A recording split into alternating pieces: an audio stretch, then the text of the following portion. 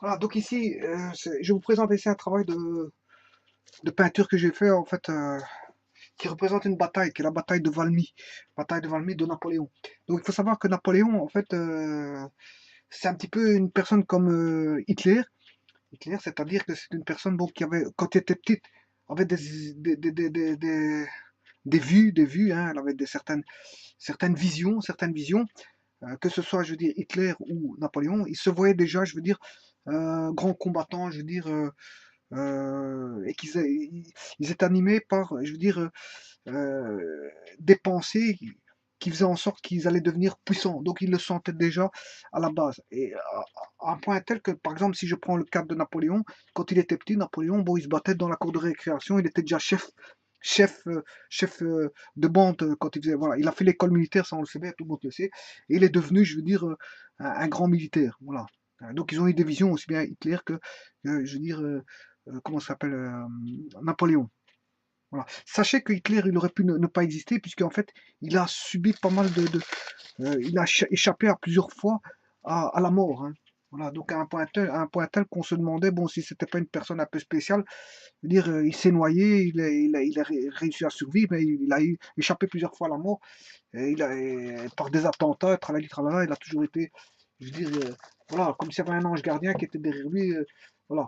Ça, on peut en parler au niveau mystique, mais bon, c'est comme ça. Ils avaient des visions, aussi bien Napoléon que lui, bien que c'était tous les deux des dictateurs, euh, sans aucun doute, c'était tous les deux des dictateurs. Voilà, donc ici, on voit que c'est la bataille de Valmy avec la bataille de Napoléon. Il faut savoir que Napoléon a fait beaucoup de batailles dans divers pays. Divers pays, en fait, bon, Napoléon, en fait, qui était euh, soi-disant corse, mais corse appartenait à l'Italie. Et d'ailleurs, je me demande si sa mère n'était pas italienne. Et donc, Corse, Napoléon était plus un Italien qui a travaillé pour le roi de France. Et en fait, au bout du compte, il a donné des parties de la France à l'Italie, en fait. Voilà. Des parties de l'Italie à la France. Des parties de l'Italie à la France. Voilà. Donc, il a combattu pour la France, en fait. Voilà. On va dire, bien qu'il n'était pas français. C'est un petit peu spécial, mais c'est comme ça. Voilà, donc ici, il faut savoir que Napoléon, bon, il a perdu à un moment. Il fut un temps, il a perdu à Waterloo. En fait, Napoléon a fait beaucoup de batailles. Bon, c'est ça, c'est la bataille de Valmy et la bataille d'Austerlitz. Il s'est battu toujours contre les Anglais, contre les Prussiens qui étaient les Allemands, comment est-ce qu'on appelle ça, les anciens Allemands. Voilà, l'Empire prussien qui était les anciens Allemands avec un bout de Pologne, avec un bout de Pologne qu'on appelait la Prusse.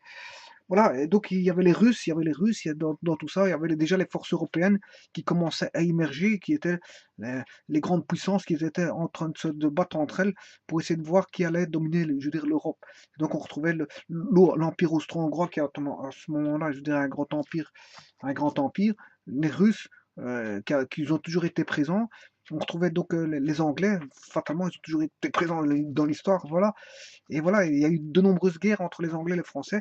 Euh, je veux dire, ils se sont toujours, je veux dire, frottés. Il y a eu même la guerre des 100 ans, ce qui paraît, entre donc l'Angleterre et la France.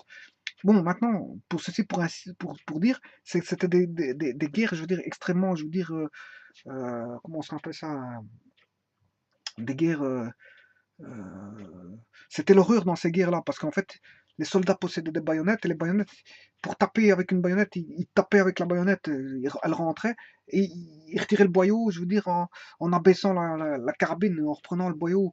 Et donc, fatalement, ils finissaient d'office par tuer la personne, en fait. Voilà. Mais sachez qu'il existait aussi des baïonnettes avec des espèces euh, voilà, d'hameçon. Et là, c'était encore pire. Voilà, là, il ne laissait aucune chance à la personne de survivre au travers d'un coup de baïonnette. Voilà. Donc, ici, la bataille une des dernières batailles a eu lieu en 1815, c'est la bataille de Waterloo. Quoique la bataille ne s'est pas déroulée réellement à Waterloo, elle s'est déroulée en fait à Braine-l'Alleud, hein. C'est bon, Braine-l'Alleud, ils disent Waterloo, mais c'est en fait à Braine-l'Alleud. Euh, et en fait, ce quartier général, il était plus à Lasne. Lasne, quartier général de Napoléon. Et là, en fait, il y a une coalition internationale qui était la coalition où tous ceux qui avaient été frappés par Napoléon s'étaient regroupés par l'entremise de l'Angleterre. Par l'entremise de l'Angleterre. Voilà. Bon, comme toute bonne dictature, Napoléon était un dictateur, bon, mais avec des bonnes idées. Il avait des bonnes idées malgré tout, mais malgré tout, ça restait un dictateur, je veux dire, sanguinaire, puisqu'il a ramené pas mal de gens, je veux dire, à la morgue. Notamment ces esclaves qui étaient, soi-disant, ces soldats qui étaient normalement ces esclaves, parce que quand on a un chef, bon, il y a toujours les esclaves du chef, et les soldats, c'était les esclaves du chef, et qui jurait fidélité au chef. Bon, c'est comme ça, c'est un petit peu comme ça. Bon, alors bon, c'est facile d'aller les faire combattre. Pourquoi? Il suffit de les saouler avec de l'alcool pour qu'ils aillent se battre. Bon, là, ils voient pas trop la réalité des choses et ils vont se battre pour le soi-disant le chef. Voilà.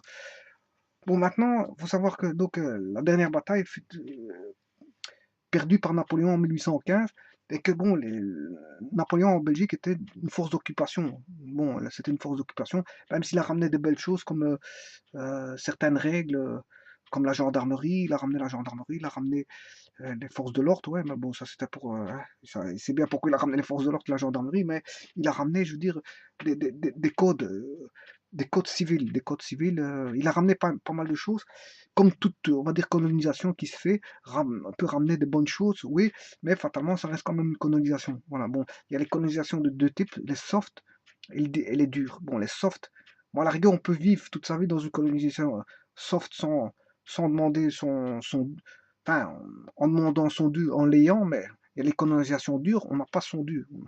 Les gens, les autochtones ne vont pas à l'école, les autochtones sont exploités, les autochtones sont des esclaves, et là, ça devient une colonisation dure, et les gens se rebellent par rapport à une colonisation dure, alors qu'une colonisation soft, les gens se rebellent pas parce qu'ils ont ils ont tout ce dont ils ont besoin, ils l'ont. Donc en fait, ils ont pas besoin de se rebeller. Je vois pas pourquoi la raison pour. Ils sont bien, ils vont pas se rebeller parce qu'ils sont bien, hein.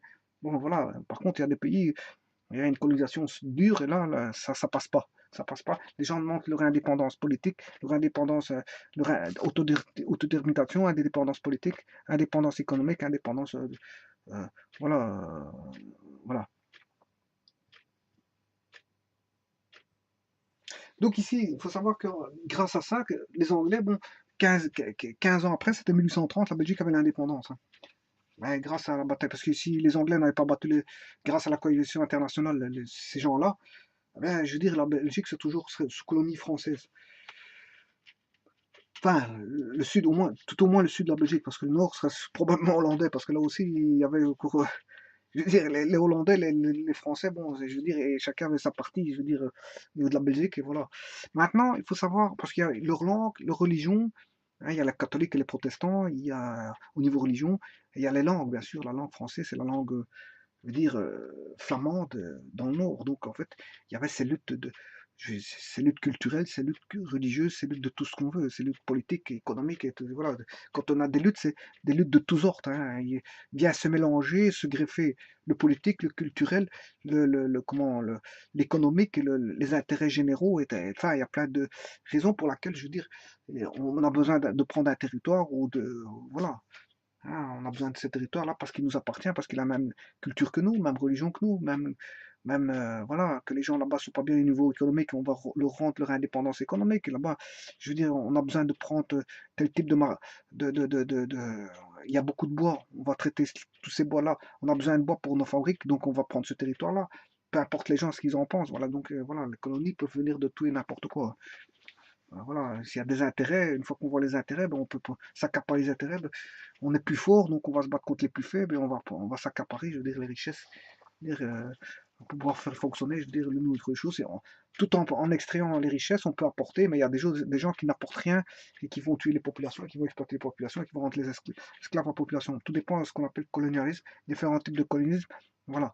Donc ici, c'est sans, sans les Anglais, ben, sans les Anglais, ben, en fait, la Belgique n'aurait pas eu l'indépendance en 1830, puisque la fin du règne de Napoléon, en 1815, voilà, est terminée 15 ans après, la Belgique avait l'indépendance grâce aux Anglais. Et donc, il faut savoir que les Français ont subi beaucoup de pertes, je veux dire, notamment par la rage des Prussiens, des Allemands, bon, pendant tout le trajet, il y a eu des tueries, hein, je veux dire, pour aller jusque Ligny, hein, pour aller jusque, je m'excuse, pour aller jusque Braine-l'Alleud, bon, il devait passer par les mornes campagnes de Ligny, etc., etc., hein, pour aller jusque, je veux dire, Braine-l'Alleud. Mais là, il y avait des tueries, les Prussiens attendaient, je veux dire, les troupes napoléoniennes pour les massacrer. Je veux dire, bon, je veux dire, toutes les troupes ne se sont pas retrouvées, je veux dire, à Braine-l'Alleud parce qu'il y a eu des massacres. Les Prussiens avaient une rage, notamment par le général, je ne sais plus comment il s'appelait, le général prussien, mais qui a fait des massacres, je veux dire, de nombreux soldats napoléoniens. Voilà. Voilà. Et donc, il faut savoir que c'était des tueries, je veux dire, qui se faisaient, je veux dire, à la baïonnette, quand il n'avait plus de. Il tirait des boules d'acier, hein, je veux dire, c'est des balles en acier, tirées avec des coups de canon, on pouvait entendre, je veux dire, les cris dans les campagnes, les cris de mort, des charcutés, tout ça, parce qu'ils étaient charcutés, c'est pas que, bon, hein, bien qu'ils étaient, beaucoup de personnes étaient sous, malgré tout, quand on est sous, je veux dire, hein, on finit par crier, on voit sa mort quand même quand on est sous, hein. Dire, voilà. Donc il y avait beaucoup de gens qui étaient sous, qui allaient se combattre, et il y avait des cris, des chevaux ils mouraient, les chevaux criaient, voilà. Il y avait l'infanterie avec les tambours, c'était bruyant. Les chevaux, les bruits des chevaux, les bruits des canons, les bruits des balles rondes, là c'était des balles rondes, hein, les charges de baïonnettes, hein, les coups de canon. D'ailleurs ici, qu'est-ce que j'ai fait? Voilà, justement, je vais vous présenter un petit peu ce dessin-là, parce que là on voit toutes les canons, les soldats, ils partent, je veux dire, en marche vers la campagne pour aller. Et là, on voit toutes les fumées des bombardements, hein. J'ai dessiné toutes les fumées des bombardements ici. Voilà, là. Et là, on a, hein, ici, on a les premiers blessés ici, les premiers blessés avec l'hospitalisation qui se faisait ici avec, voilà, les docteurs qui s'occupaient des premiers blessés. Là, on avait quelques généraux voilà, qui sont au dialogue entre eux. Et je veux dire qu'on voit encore des autres troupes qui sont là-bas. Et là, on voit qu'il y a une auberge, enfin une petite auberge abandonnée, et elle sert je veux dire, d'infirmerie ici, l'infirmerie. Et les soldats, là, on voit un cheval encore partir au combat avec toutes les troupes qui. Voilà. Et là, on voit un fameux, je sais pas si on voit. Ouais, c'est parce qu'en fait, je l'ai emballé.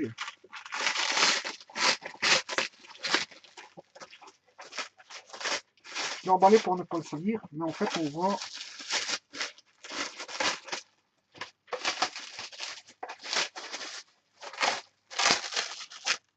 Ouais.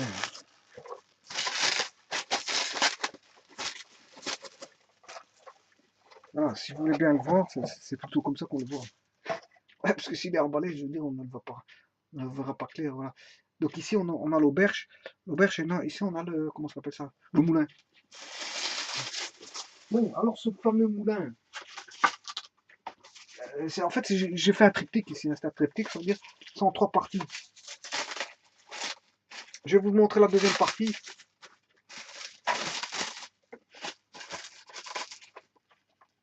Et on commence à voir des chevaux morts. Ici, on voit des blessés, hein.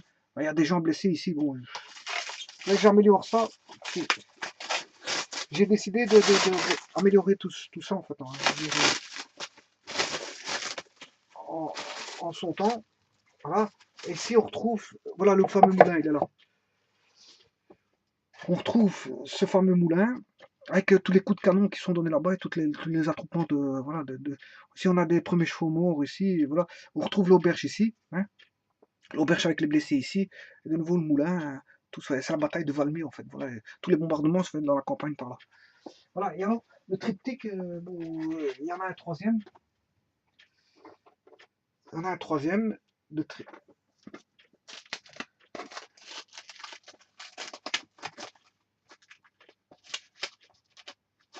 Donc, pour moi, comment Napoléon, c'était un dictateur, hein, bon, bien sûr, il a apporté beaucoup de choses, comme beaucoup de dictateurs apportent beaucoup de choses, mais malgré tout, ça reste une dictature, je veux dire, avec son lot de son cortège je veux dire, de batailles, de morts, et voilà, il avait un certain pouvoir, un pouvoir militaire, et un pouvoir civil aussi, et donc il en a profité pour, je veux dire, mettre la population, je veux dire,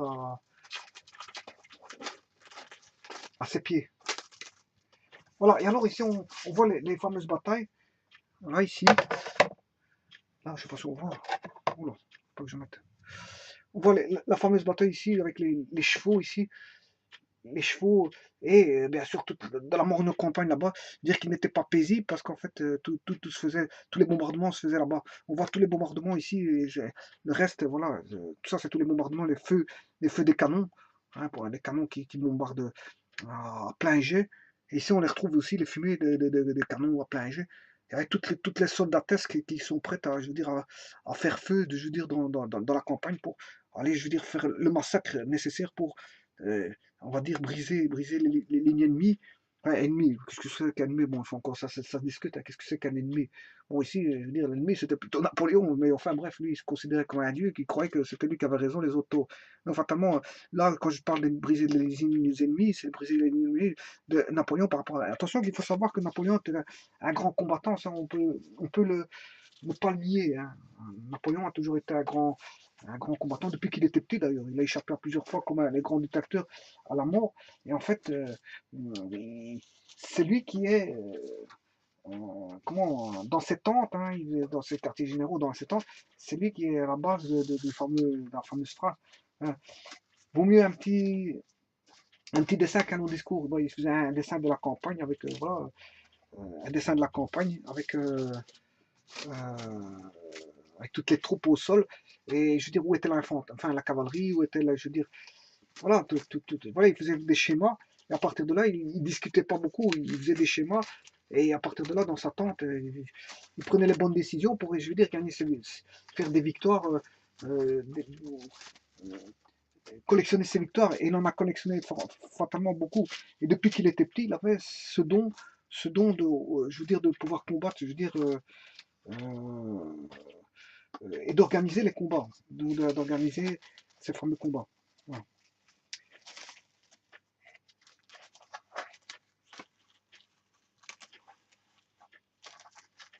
Donc après, quand il était pris, bien sûr, il était mis dans une île, à Sainte-Hélène, je crois, et en fait, il a été laissé là-bas. On l'a laissé là-bas, je veux dire, en quarantaine. Et voilà, en fait, tant qu'il n'avait plus d'activité, je veux dire, de, sol, de soldats, ben, en fait, il rendait un grand service, je veux dire, aux populations qui pouvaient vivre paisiblement sans, je veux dire, loin de toute violence et loin de toute, je veux dire, ces monstruosités qui sont l'apanage certains chefs euh, politiques comme l'ont été Hitler et l'ont été Napoléon et d'autres innombrables, je veux dire, et surtout quand on en arrive au pouvoir qui sont psychopathes, à ce moment-là, ça donne, je veux dire, ça donne des tueries de masse, des tueries de masse. La population civile ne sait rien faire contre ça. Parce qu'en fait, les forces sont du côté du pouvoir et donc pas du côté des populations. Et donc les populations sont pris à partie et sont faibles, considérées comme faibles. Et en fait, les forts aiment bien frapper sur les faibles. Et quand ils frappent sur des les plus forts qu'eux, en fait, ils se font battre. Et ça, ils savent bien qu'ils vont aller frapper sur des plus faibles. Parfois, ils essaient de faire des rapports de force entre eux, entre les forces de. Mais ils mesurent les forces de l'ennemi, hein. Ils ne vont pas aller se battre contre, je dirais, un ours. Ils savent bien, très bien ce qu'ils font, hein. Ils mesurent les forces de l'ennemi. Bon, eux, ils sont à autant de force d'hommes. Je sais pas, moi, 100 000 hommes, nous, on est 400 000 hommes. On est sûr et certain de gagner, on va aller au combat. Mec, il faut des calculs comme ça, en fait. Et il y en a qui inversent les rapports de force. Ils disent, ouais, bon, eux, ils sont à 400 000, mais nous, on va aller chercher une coalition internationale, ça nous fera 600 000. Voilà. Voilà. Il faut savoir que ces guerres, bon, il faut, le nerf de la guerre, c'est l'argent, et qu'il faut de l'argent. Et que cet argent-là, bon, fatalement, ils vont le chercher au travers de prêts de banque, bancaires, et ils vont chercher des prêts bancaires, et puis ils obtiennent ce qu'il faut. Après, bon, ils ont un certain pouvoir militaire. À partir de là, ils peuvent tenter de, je veux dire, leur conquête et essayer de s'accaparer des territoires et donc de travailler pour certains, je sais pas, certains pouvoirs occultes tels que les rois de France, etc. ou autres. Voilà, donc ceci c'est un travail qui est un triptyque, je l'ai réemballé, donc en fait quand je réemballe on voit pas très bien, je veux dire ce qui se passe, hein. C'est un peu spécial. Voilà. Mais je voulais rajouter une dernière chose sur comment on appelle ça, les guerres napoléoniennes, mais enfin bref, s'il faudra rajouter quelque chose, je mettrai en commentaire, voilà, ce que j'ai oublié de dire. Voilà. Et donc ici, il y a eu les batailles de Ligny, les batailles de Fleurus, Fleurus avec les fameux, je veux dire, général Ni, je crois, général Ni. On retrouve à Fleurus une école qui s'appelle, bah, qu'ils auraient dû jamais appeler comme ça, parce qu'en fait, c'est le nom d'un général français, Jourdan, l'Athénée Jourdan, bon, qui ne se fait pas d'appeler une Athénée comme ça, parce que bon, les Français étaient en fait quelque part les colonisateurs de la région, donc c'était pas ils n'étaient pas là dans une œuvre de bon office, parce que si on attendait les Français, je veux dire, les Français n'auraient jamais donné l'indépendance, je veux dire, à la Belgique. Bon, il a fallu attendre, je veux dire, que les Anglais, je veux dire, gagnent cette bataille pour, je veux dire, avoir grâce aux Anglais, aux Hollandais, et bien sûr les Hollandais, bien sûr, parce que la grande bataille, c'est les Anglais. C'est les Anglais qui ont ramené la coalition pour pouvoir battre les Français, mais en fait, les Hollandais avaient leur mot à dire, bien sûr, derrière tout ça. Et l'indépendance est venue aussi grâce aussi à la Hollande. Hein, la Hollande voilà. En fait, qui n'avaient pas, je veux dire, les Français. Donc c'est clair et net. Si les Hollandais voulaient l'indépendance de la Belgique, c'est pour écarter aussi les Français le plus loin possible, qui était, je veux dire, une menace pour la Hollande directement. Voilà, donc en fait, plus on écarte, pour les Prussiens aussi, hein, parce que bon, quand je dis, bon, les Hollandais, hein, la France était une menace pour tout le monde, pour l'Angleterre, parce que quand on voit le dictateur ici, il a été jusqu'en. Le dictateur, c'est Napoléon, qui était jusqu'en. C'est un petit peu comme Hitler, hein, c'est un peu la même chose. Comme je vais commencer la vidéo, je vous ai parlé d'Hitler, de Napoléon, ils ont la même vision, et voilà. Donc en fait, Napoléon, il était en Italie, il était en Espagne, la campagne d'Espagne, la campagne d'Autriche, il a parcouru l'Europe, comme Hitler a parcouru l'Europe, il a voulu prendre l'Europe. Voilà. Et donc, on retrouve dans ces dictatures, ouais, comment est-ce qu'on appelle ça, les Romains avec comment est-ce qu'on appelle ça, Jules César qui pratiquait un urfascisme, UR-fascisme. Et donc, c'était tout c'était, je veux dire, avait une philosophie, je veux dire, propre à une déviance fasciste, en fait. Voilà, donc que ce soit Napoléon, Hitler ou comment est-ce qu'on appelle ça, euh, Jules César. euh, il y avait le traditionnalisme plutôt chez le Jules César, voilà, le traditionnalisme, l'urfascisme, etc. C'était une idéologie bien propre à cette époque-là, mais malgré tout, on va dire le point commun de toutes ces trois personnes, c'est de vouloir conquérir des territoires, en prendre de plus et avoir plus de pouvoir par rapport au territoire, par rapport aux populations qui les vénèrent, donc ils se prennent pour des dieux, en fait, voilà. Ils cherchent à être un dieu sur un territoire, et donc pourquoi pas en Europe, pourquoi pas dans le monde, parce que si on continue leur démarche, ils veulent conquérir le monde, ces gens-là. Voilà, ce sont des mégalomanes, je veux dire, ils ont des esprits, je veux dire, de conquête, je veux dire, jusqu'au bout du monde. Hein. S'ils pouvaient aller dans une autre planète conquérir, ils le feraient, ben voilà. Donc, et donc, ici, donc, les Prussiens, bon, les Prussiens qui étaient bien sûr des protestants, tout comme je crois les Anglais et comment on appelle ça, les Hollandais, pour cette façon, ben, le mieux c'était de faire reculer plus loin les Français, donc donner l'indépendance à la Belgique et dire à la France, écoute, bon maintenant tu mets une barrière ici, comme ça tu nous emmerdes plus. Tu nous emmerdes plus parce que tu as voulu conquérir le monde, tu nous as venu nous emmerder, on t'a rien demandé. Eh bien voilà, là maintenant on va faire une espèce de mur, et ce mur-là, c'est ce qu'on va appeler la Belgique. Vous restez de l'autre côté, bon, comme ça vous ne viendrez pas emmerder ni, ni les Allemands, ni les Hollandais. Mais les Français, ils avaient malgré tout un fameux problème avec l'Allemagne en cours par après, parce qu'il y a toujours ces fameuses.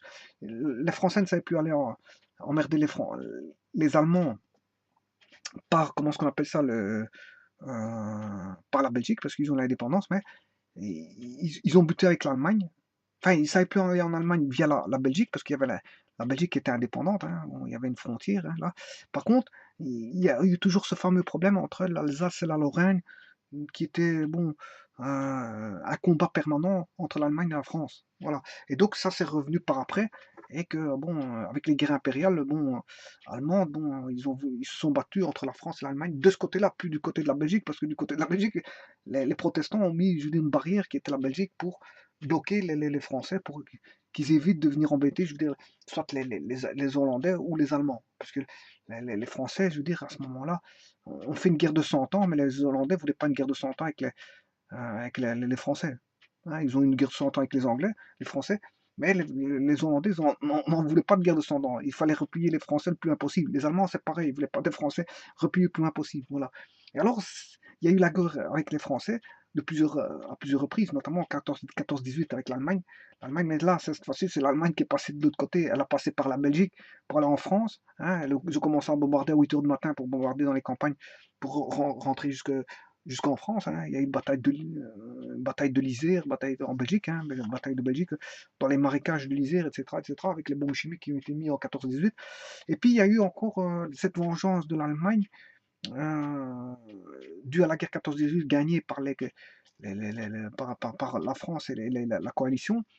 Eh bien, une vengeance que l'Allemagne est rentrée en France en, euh, et a voulu venger voilà. Mais après, l'Allemagne est partie dans un nationalisme qui porte pas, qui est le même que celui de Napoléon. Ils ont fait la même erreur, l'erreur de Napoléon, c'est-à-dire, bon, au niveau international, ils sont devenus, je veux dire, les méchants. Les méchants. Voilà. Moi, dans une guerre, est-ce qu'il y a des bons et des méchants? Ben, fatalement, je veux dire, il y a celui qui attaque et celui qui se fait attaquer. Bon, d'office, celui qui attaque, c'est le méchant, et celui qui se fait attaquer, bah, on dirait que c'est le plus faible. Donc, le plus faible, on mettra toujours le plus faible au niveau du bon. Ça dépend de la vision qu'on a. Parce que si quelqu'un est méchant, et quelqu'un qui est nationaliste, il va se positionner avec son pays, même son pays, même s'il est dans l'erreur, il dira, ouais, bon, moi, il va trouver des prétextes pour rendre l'erreur positive. Alors que bon, son erreur, elle est là. Voilà. Beaucoup de gens, bon, considèrent que les bienfaits de leur patrie, même si leur patrie fait une erreur, ben, ils rentrent dans leur jeu nationaliste et en fait, ils modifient le point de vue pour le rendre gentil. Donc, pour eux, qui est bon, gentil, c'est relatif pour eux. Pour eux, les bons, c'est ceux qui transgressent et les mauvais, c'est ceux qui sont transgressés. Et ben voilà, donc en fait, la vision des vues est peut-être, je veux dire, relative en fonction du point de vue que l'on en donne et qu'on essaie de déformer pour prendre appui sur le méchant et de se dire, ouais, le méchant, c'est le gentil. Et le gentil, ben, c'est le méchant. Ouais, on peut traverser la chose en disant ça de cette manière-là, euh, par entremise de la propagande je veux dire, d'un mauvais jeu de rôle qui est, je veux dire, sournois. Ouais, te faire croire que, alors que, bon, on a faux, alors qu'on fait croire que, par, par, par une idéologie, on fait croire que bon, on a raison. Ah, on attaque parce qu'on a raison. Non, on donne on donne comment on donne des points de vue qui n'ont ni queue ni tête, mais qu'en fait on se forge un point de vue qui donne raison, alors que on ne sait pas prouver mathématiquement qu'on a faux, mais bon, enfin que la personne a faux. Mais c'est ça qui fait, je veux dire, la force, la force de cette chose-là, de la propagande, c'est que, hein, je veux dire, on ne sait pas prouver mathématiquement. Donc en fait, dès le moment où on est l'écraseur, ben, je veux dire, on se crée, je veux dire, au niveau conceptuel, une idéologie qui fait en sorte que cette idéologie donne comment est-ce qu'on appelle ça, donne des, comment est-ce qu'on appelle ça, des,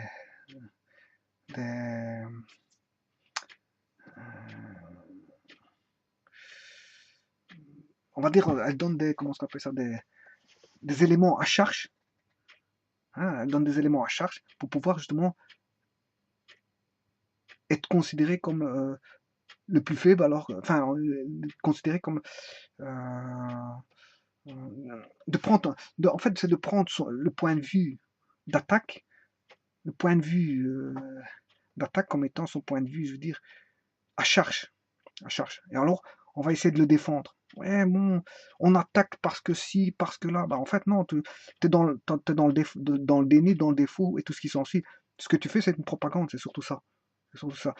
Euh, Tu fais une propagande on va dire, pour, on va dire pour prendre appui sur, sur l'idéologie néfaste qui fait en sorte que l'attaqueur attaque. Voilà, en fait, je sais pas si je me suis fait bien comprendre, généralement, il y a l'attaqueur et l'attaqué. Et l'attaqueur, généralement, va se défendre en disant, ouais, bon, j'attaque parce que si, parce que là, elle va se faire elle va faire croire qu'elle va se faire passer pour un, comment est-ce qu'on appelle ça? une victime alors que c'est voilà, l'agresseur. L'agresseur se fait passer. Alors, il y a toute une idéologie mécanique derrière une propagande à faire passer euh, l'agresseur pour l'agresser et l'agresseur pour et l'agressé pour l'agresseur. Voilà, et ça tourne comme ça. Et généralement, si on analyse bien les choses, il y a bien un agresseur et un agressé. Voilà. Mais un gars qui est dans l'état agresseur, beaucoup de gens vont supporter vont être entraînés, vont être entraînés dans la propagande. Donc ils vont tomber dans ce jeu de faire en sorte que l'agresseur est l'agressé. Voilà. Donc les gens vont rentrer dans la propagande. Beaucoup de gens vont rentrer dans une machine de propagande pour faire croire que l'agresseur est l'agressé. Mais il y a une petite partie, bien sûr, qui sont intelligentes, qui réfléchissent, qui disent, bon, ce que notre pays fait, je ne suis pas tout à fait d'accord, mais bon, je n'ai pas de plein pouvoir pour réagir. Donc, moi, en tant que ça ne me regarde pas, voilà. Voilà, ça ne me regarde pas, voilà, je ne sais rien y faire. Je n'ai aucune autorité, aucune force morale ou physique ou une force militaire pour pouvoir changer le cours des choses. Donc voilà, il y a des gens, ils vont laisser tomber, ils vont se dire, bon, c'est pas bien, mais moi j'ai rien à voir. Voilà, ils vont dire ça. Ils vont dire ça comme ça. Voilà.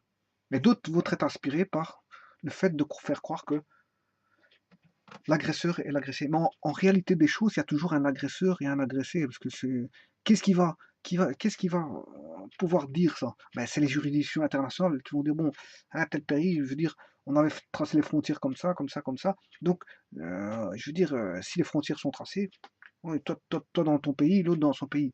Ouais, mais non, c'est à moi, c'est à moi. Et l'autre, ouais, c'est à moi, c'est à moi. Qu'est-ce qui te fait dire que c'est à toi, c'est à toi? La langue? Mais si c'est à la frontière, ils sont tous les deux les mêmes langues. Hein, s'ils sont à la frontière de la même culture, ouais, non, non, c'est à moi, c'est à moi, c'est à moi. Ben, écoute, bon, écoute, pour départager les choses, la juridiction, on va dire, ça c'est à toi, ça c'est à toi. Ouais, mais moi je suis pas d'accord, je vais faire la guerre. Ben, voilà, t'es pas d'accord, tu vas faire la guerre, tu fais la guerre, ben, je veux dire, voilà. C'est comme ça, c'est comme ça. Donc en fait, les juridictions internationales, je veux dire, essaient de statuer pour un bien, mais généralement les gens ne sont pas d'accord. C'est comme quand on va au tribunal pour un divorce, bah, je veux dire, il y a toujours un qui sera mécontent. Ouais, la garde des enfants, c'est pour toi. Bah, l'autre, il va être pas content. Ah, la garde des enfants, c'est pour toi. Bah, l'autre, il va pas être content. Donc, fatalement, comment, je veux dire, faire en sorte de trouver un équilibre là-dedans? Ben, dès qu'il y a conflit, bon, pour trouver déjà un équilibre, ça devient difficile. Bon, le but, c'est de trouver un équilibre, mais parfois, ça se trouve au bout de 30, 40, 50 ans, 60 ans de conflit avant que les gens commencent à en avoir marre et se disent, bon, allez, tiens, prends le territoire et casse pas les bonbons, et nous on va de l'autre côté, on devient dans ta nationalité. Et voilà, bon, il y a des conflits qui durent tellement longtemps qu'il y en a, les gens, ils en peuvent plus, ils disent laissez-nous en paix, nous ce qu'on veut c'est la paix. Ou alors ils changent de lieu. Ouais, écoute, moi je change de lieu parce que moi, le territoire il est vide à ce moment-là, voilà, je sais pas. Voilà. Voilà, donc ici c'est un triptyque, hein. C'est un triptyque, je vous remercie beaucoup.